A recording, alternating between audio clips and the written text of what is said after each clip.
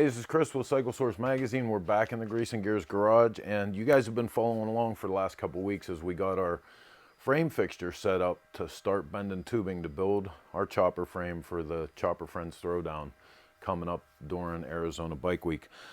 Made some great progress with that. Actually, I'm gonna brag just a little bit because I completed my first wishbone.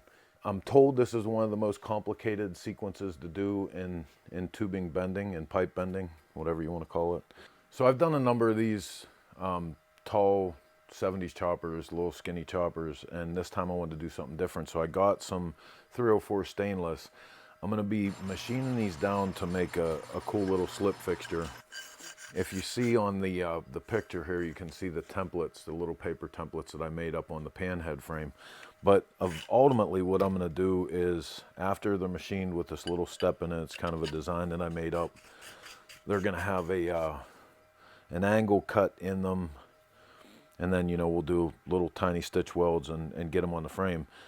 In the end, I want to have these polished up, high polish, so that they look like chrome. We'll tape those off, paint the rest of the frame black, and it'll give nice accents across the frame. But to do this, it starts out with some time on the lathe. You know, we're gonna step all of this down, get our little design in there to achieve the angle. And you guys might know a better way to do this. Cutting stainless is kind of hard with everything. With the lathe, with the bandsaw, it's sort of a pain in the ass. What I found the best way to get this angle in is to go over to the notching machine, our Mittler Brothers tubing notcher, and I got an 1.5 inch bit and took this 1.25 inches, it's a little less than 1.25 inches by the time it's machined down, and worked that in until I got my angle. It's kind of ugly to start, so this is where we have to take it and shape it. Then I take it over to the belt sander, contour this and shape it down nice. So I'm going to start with some 60 grit on the belt sander and just start moving these edges down and shape this thing.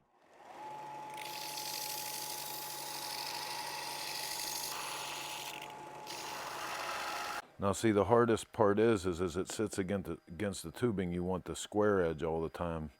So, you know, thinking about that profile, now we're going to have to come in here with a different tool and sort of get some of that.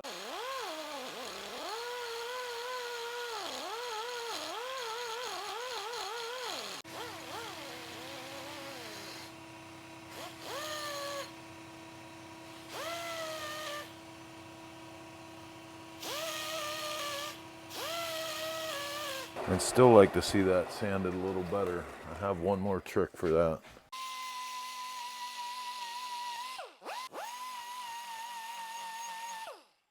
And then the final steps, obviously, after going through all those machines, are going to be a lot of time on our hardened pipe sander, pipe and tube sander, and then over to the polishing machine, where we're going to bring it up back up to a high polish. So before anybody yells about this, yes, I know this is not the way you're supposed to use this tool. No, I don't give a shit. This is how I use it. If you don't feel safe doing stuff like I do, please don't, because I hurt myself all the time. As careful as I can be, this is the best way I can use this tool.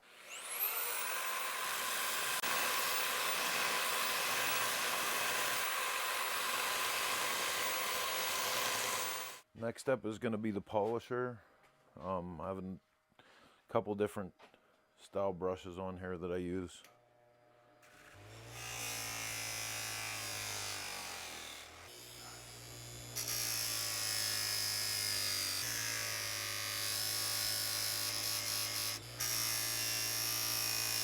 Funny thing is, you guys will see these videos in like 2 to 5 minute pieces, and in truth, what happens is all week long I'm working on stuff to prep it and get ready.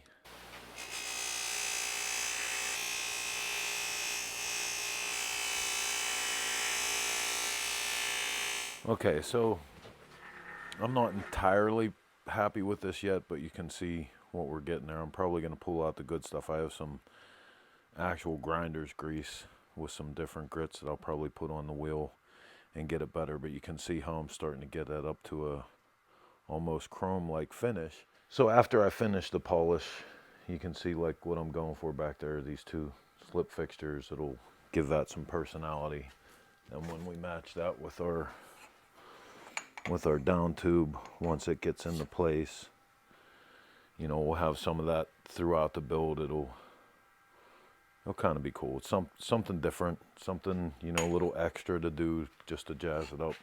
All of this has to happen with 7 individual pieces before we get to start bending the tubing, because some of this actually needs to happen in places where it's going to be bent afterwards. It should be a cool thing. We'll have to give you an update next week when we come back with some more of this. We should be well into bending the tubing on this year's Chopper Friends Throwdown Chopper. So that's about going to wrap it up for today. Remember, if you enjoy this type of programming, catch more of it over at Cycle Source YouTube page. Until next time, this is Chris with Greasing Gears TV.